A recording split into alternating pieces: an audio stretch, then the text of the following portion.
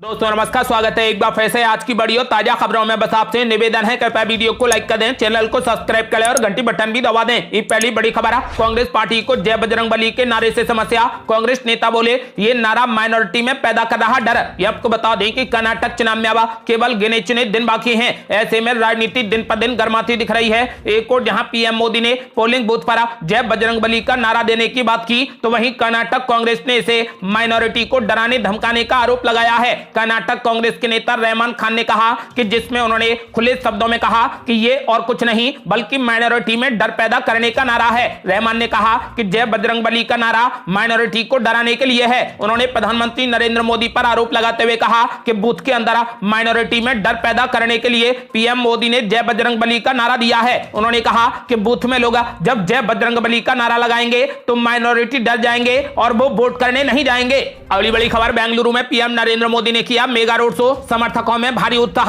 रोक लगाने के लिए डाली गई थी याचिका। ये आपको बता दें कि कर्नाटक हाई कोर्ट से हरी झंडी मिलने के बाद बेंगलुरु में पीएम नरेंद्र मोदी ने मेगा रोड शो किया। 26 किलोमीटर लंबे इस रोड शो के लिए बीजेपी समर्थकों में भारी उत्साह देखने को मिला। एक दिन पहले शुक्रवार को हाई कोर्ट ने पीएम नरेंद्र मोदी के रोड शो पर रोक लगाने से साफ इनकार कर दिया था। कोर्ट ने मौखिक रूप से स्पष्ट किया कि कोई भी अप्रिय घटना होने पर आयोजक जिम्मेदार होंगे, चाहे वे किसी भी दल के हों। हालांकि ये टिप्पणी आदेश का हिस्सा नहीं थी। आपको बता दें कि फिलहाल पीएम नरेंद्र मोदी बीजेपी को जिताने के लिए कर्नाटक में जबरदस्त रोड शो कर रहे हैं और रैलियां कर रहे हैं। साथ ही जनता से बीजेपी के पक्ष में वोट करने की अपील कर रहे हैं। अगली बड़ी खबर, कांग्रेस नेता रणदीप सिंह सुरजेवाला ने बीजेपी पर बोला जबरदस्त हमला। कहा पीएम मोदी का चहेता कर रहा मल्लिकार्जुन खड़गे के परिवार की हत्या की साजिश। ये आपको बता दें कि कर्नाटक विधानसभा चुनाव से पहले राजनीति अपने चरम पर है। तमाम राजनीतिक दलों के बीच आरोप प्रत्यारोप का दौर जारी है। अब कांग्रेस पार्टी ने भी बीजेपी पर गंभीर आरोप लगाए हैं। पार्टी का कहना है कि कांग्रेस अध्यक्ष मल्लिकार्जुन खड़गे के परिवार की हत्या करने की साजिश चल रही है। उन्होंने बीजेपी नेताओं पर इस साजिश का गंभीर आरोप लगाया है।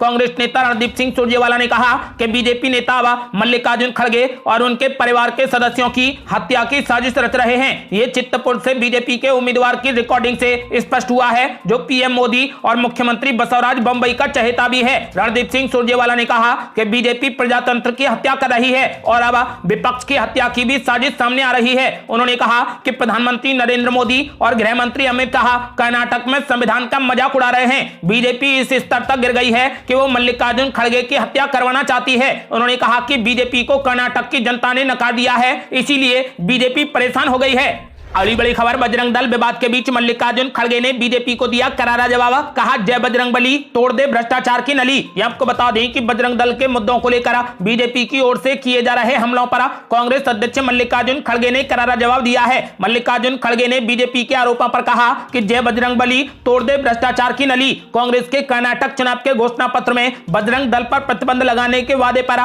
उठे विवाद के बीच मल्लिकार्जुन खड़गे ने कहा कि भगवान हनुमान की तुलना बजरंग दल से करना उचित नहीं है। कांग्रेस अध्यक्ष ने इंडिया टुडे से बातचीत में पीएम नरेंद्र मोदी की ओर से लगाए गए आरोपों पर जवाब दिया, जिसमें पीएम मोदी ने कहा था कि पहले कांग्रेस पार्टी को प्रभु श्री राम से तकलीफ थी और अब जय बजरंगबली बोलने वालों से नफरत है। इन्होंने पहले श्री राम को ताले में बंद किया और अब जय बजरंगबली बोलने वालों को ताले में बंद करना चाहते हैं। मल्लिकार्जुन खड़गे ने कहा कि क्या किसी अन्य प्रधानमंत्री ने पहले इस तरीके के नारे का इस्तेमाल किया था? नेहरू के मंत्रिमंडल में जनसंघ के नेता ने भी ऐसी बातें नहीं की। अब हम कहेंगे जय बजरंगबली तोड़ दे भ्रष्टाचार की नली। उन्होंने कहा कि यह ठीक नहीं है। एक धर्म का पालन करने वाले विभिन्न दलों में कई नेता होंगे। क्या बीजेपी ने ठेका लिया है? हमारे कई लोग, मेरे दोस्त और परिवार अलग अलग दिनों में अलग अलग देवताओं को मानते हैं और उनकी पूजा करते हैं, जिसमें शनिवार को भगवान हनुमान भी शामिल हैं। कांग्रेस अध्यक्ष ने कहा कि लोगों को अपने तरीके से चलने के लिए छोड़ दें। आप दूसरों को चोट नहीं पहुंचाते, लेकिन आप जो मानते हैं उसका अभ्यास करने का आपको पूरा अधिकार है।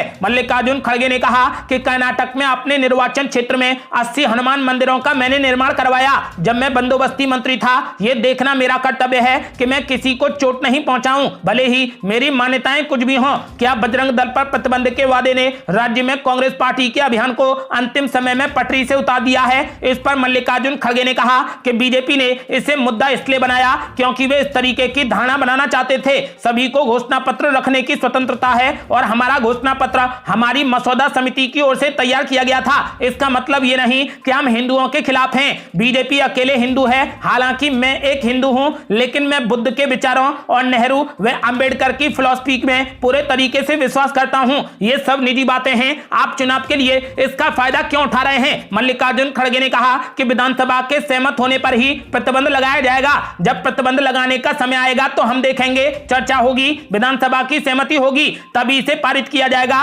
उन्होंने समाज में दरार पैदा करने के लिए बीजेपी पर निशाना साधते हुए पूछा कि आप बेवजह हाइप क्यों बना रहे हैं? आप अनावश्यक रूप से समस्याएं पैदा क्यों कर रहे हैं? आप अनावश्यक रूप से समाज में विभाजन पैदा क्यों कर रहे हैं? अगली बड़ी खबर, राहुल गांधी की एक बार फिर से बड़ी मुश्किलें, अब कर्नाटक में भी दर्ज होगा मानहानि का केस। आपको बता दें कि कांग्रेस नेता राहुल गांधी की मुश्किलें एक बार फिर से बढ़ सकती हैं। सूरत के बाद अब कर्नाटक में भी उनके खिलाफ मानहानि का केस दर्ज करने की तैयारी चल रही है। बीजेपी सांसद लहर सिंह सरोया ने एबीपी न्यूज से एक्सक्लूसिव बातचीत में कहा कि राहुल गांधी ने कर्नाटक में करप्शन का रेड कार्ड जारी किया है। उन्होंने हमारे रेड बताए हैं। लहर सिंह सरोया ने आगे कहा कि उन्होंने जीवन में कभी बेईमानी की एक चाय तक नहीं पी। उन्होंने कहा कि अब मैं राहुल गांधी पर मानहानि का केस दर्ज कराऊंगा। उन्होंने कहा कि वो अपने वकीलों के संपर्क में हैं और इसकी तैयारी कर रहे हैं। उन्होंने कहा कि राहुल गांधी के इस करप्शन रेड कार्ड से उन्हें काफी दुख हुआ है। सरोया ने कहा कि जिस तरीके से राहुल गांधी ने भ्रष्टाचार का उन पर आरोप लगाया है, वो इससे बेहद ज्यादा आहत हुए हैं। उन्हें इसे कांग्रेस पार्टी का शर्मनाक रवैया बताया है। ये केवल उनकी ही नहीं बल्कि पूरे डिपार्टमेंट और सरकार की बदनामी है। आपको बता दें कि एक बार फिर से कर्नाटक में राहुल गांधी पर मानहानि का केस दर्ज करने की तैयारी चल रही है। यदि ऐसा होता है तो राहुल गांधी की मुश्किलें एक बार फिर से बढ़ सकती हैं। अगली बड़ी खबर, केंद्रीय मंत्री अनुराग ठाकुर ने कांग्रेस पार्टी पर बोला जबरदस्त हमला, कहा कांग्रेस सच्चाई को छिपाना क्यों चाहती है। यह आपको बता दें कि केंद्रीय मंत्री अनुराग ठाकुर ने द केरल स्टोरी फिल्म के विरोध को लेकर कांग्रेस पार्टी पर निशाना साधा है। अनुराग ठाकुर ने बताया कि कांग्रेस पार्टी वोट बैंक के लिए किसी भी स्तर पर गिर सकती है। फिल्म को लेकर विरोध पर बीजेपी नेता ने सवाल किया कि आखिरकार कांग्रेस पार्टी सच्चाई को छिपाना क्यों चाहती है। अनुराग ठाकुर ने जालंधर में कहा कि कांग्रेस वोट बैंक और तुष्टीकरण की राजनीति के लिए किसी भी स्तर तक गिर सकती है। वो राम को काल्पनिक भी बता सकते हैं, रामलला का मंदिर बनने में अवरोध पैदा कर सकते हैं, वो राम सेतु पर भी सवाल खड़े कर सकते हैं। बजरंग बली पर कांग्रेस के जो बयान आए वो बेहद शर्मनाक थे। द केरल स्टोरी में यह सच्चाई बताई गई है कि किस तरीके से आतंकवाद को बढ़ाने के लिए हिंदुओं की बेटियों को झांसे में फंसाया जाता है। उन्होंने कहा कि आखिरकार कांग्रेस पार्टी सच्चाई को क्यों छिपाना चाहती है। बीजेपी नेता ने आगे कहा कि द केरल स्टोरी का विरोध किया जा रहा है, इससे पहले कश्मीर फाइल्स का विरोध किया गया। यह कांग्रेस पार्टी की मानसिकता को दिखाता है कि वो किस स्तर पर गिर सकती है। एक दिन पहले कर्नाटक के बेल्लारी में एक रैली में बोलते हुए पीएम मोदी ने भी द केरल स्टोरी फिल्म की तारीफ की थी और कहा था कि यह समाज में आतंकवाद के परिणामों को उजागर कर रही है। पीएम मोदी ने कहा था कि कांग्रेस पार्टी अब फिल्म पर बैन लगाकर आतंकवादी तत्वों का समर्थन करने की कोशिश कर रही है। अगली बड़ी खबर, ब्रजभूषण के खिलाफ 7 महिला पहलवानों के बयान किए गए दर्ज, छेड़छाड़ की तारीख किसी को भी याद नहीं। ये आपको बता दें कि पहलवानों से छेड़छाड़ मामले में कार्रवाई करते हुए दिल्ली पुलिस ने शनिवार को सभी 7 शिकायतकर्ता रेसलर्स के बयान दर्ज कर लिए हैं। उनके वकील की मौजूदगी में ये बयान नई दिल्ली डिस्ट्रिक्ट में रिकॉर्ड किए गए हैं। सूत्रों के अनुसार इस दौरान शिकायतकर्ताओं ने अलग अलग इंसिडेंट के बारे में बताया, लेकिन छेड़छाड़ की तारीख किसी भी पहलवान को याद नहीं है। पुलिस का कहना है कि अब जल्द ही WFI के चीफ ब्रजभूषण शरण सिंह के बयान दर्ज किए जाएंगे। इससे पहले गुरुवार को केंद्रीय खेल मंत्री अनुराग ठाकुर ने दिल्ली के जंतर मंतर पर ब्रजभूषण शरण सिंह के खिलाफ धरना दे रहे पहलवानों से कहा कि सरकार ने खिलाड़ियों की सारी बातें मान ली हैं। अब उनसे अनुरोध है कि वो लोग निष्पक्ष जांच होने दें, तभी दूध का दूध और पानी का पानी होगा। उन्होंने कहा कि जो खिलाड़ी दिल्ली में धरना दे रहे हैं उनकी जो भी जायज मांगे थी सरकार ने मान ली हैं। दिल्ली पुलिस निष्पक्ष जांच कर रही है, दोषी के खिलाफ कड़ी कार्रवाई होगी। इसीलिए पहलवानों को अब धरना खत्म कर देना चाहिए। अगली बड़ी खबर, मणिपुर में थमी हिंसा लेकिन कर्फ्यू जारी, सुरक्षा बलों की 100 से ज्यादा टुकड़ियां तैनात। ये आपको बता दें कि मणिपुर में आदिवासी आंदोलन के बाद भड़की हिंसा की स्थिति में थोड़ा सुधार हुआ है। राज्य में हिंसा थमी है लेकिन अभी भी 8 जिलों में कर्फ्यू जारी है। हिंसा की किसी भी संभावना को रोकने के लिए राज्य में सेना और केंद्रीय सुरक्षा बलों की 100 से ज्यादा टुकड़ियां तैनात हैं। 13,000 लोगों को सुरक्षित स्थानों पर ले जाया गया है। केंद्रीय गृह मंत्री अमित शाह लगातार हालात की समीक्षा कर रहे हैं। आपको बता दें कि फिलहाल हिंसाग्रस्त मणिपुर में स्थिति सुधरती दिखाई दे रही है। सेना ने कहा कि गुरुवार रात के बाद से कोई भी बड़ी घटना नहीं हुई है, हालांकि अभी भी कर्फ्यू जारी है।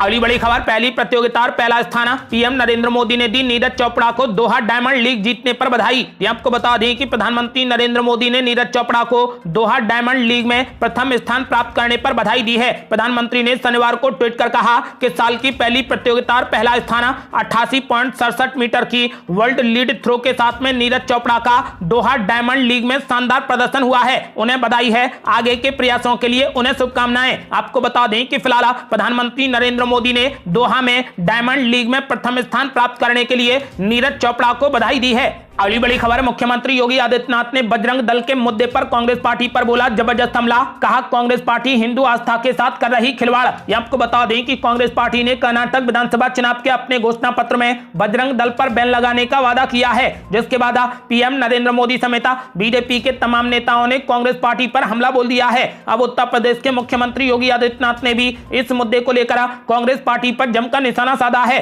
योगी आदित्यनाथ ने कर्नाटक के चिक्कमंगलुरु जिले में जनसभा को संबोधित करते हुए कहा कि कांग्रेस पार्टी जनता की आस्था का अपमान कर रही है। उत्तर प्रदेश के मुख्यमंत्री ने कहा कि पहले उन्होंने श्री राम के अस्तित्व पर सवाल उठाया और अब वे अपने घोषणा पत्र में बोलते हैं कि सत्ता में आने पर पीएफआई को मुक्त और बजरंग दल को बैन करेंगे। ये राष्ट्रद्रोही तत्वों के साहस को बढ़ा रहे हैं। बजरंग दल को बैन करने की बात कर कांग्रेस पार्टी हिंदू आस्था के साथ में खिलवाड़ कर रही है। उन्होंने कहा कि ये प्रदेश प्रभु श्री राम हनुमान की पावन भूमि है। योगी आदित्यनाथ ने कहा कि जिन्हें एक भारत श्रेष्ठ भारत अच्छा नहीं लगता, वे पीएफआई जैसे संगठनों को उन्मुक्त कर समाज विरोधी गतिविधियों को आगे बढ़ाने का काम कर रहे हैं और राष्ट्रवाद के लिए समर्पित बजरंग दल को बैन करने की बात कर रहे हैं। उन्होंने कहा कि कांग्रेस पार्टी हिंदू आस्था के साथ में खिलवाड़ कर रही है। ये थी अब तक की बेहद बड़ी खबरें। आपका क्या मानना है? क्या कांग्रेस पार्टी कर्नाटक में सरकार बनाने जा रही है या फिर एक बार फिर कांग्रेस पार्टी को पछाड़कर बीजेपी सत्ता हासिल करेगी? अपनी राय हमें वीडियो लाइक कर कमेंट बॉक्स में जरूर दें। ऐसी ही ताजा और न्यू अपडेट जानने के लिए हमारे चैनल को लाल बटन दबाकर सब्सक्राइब करें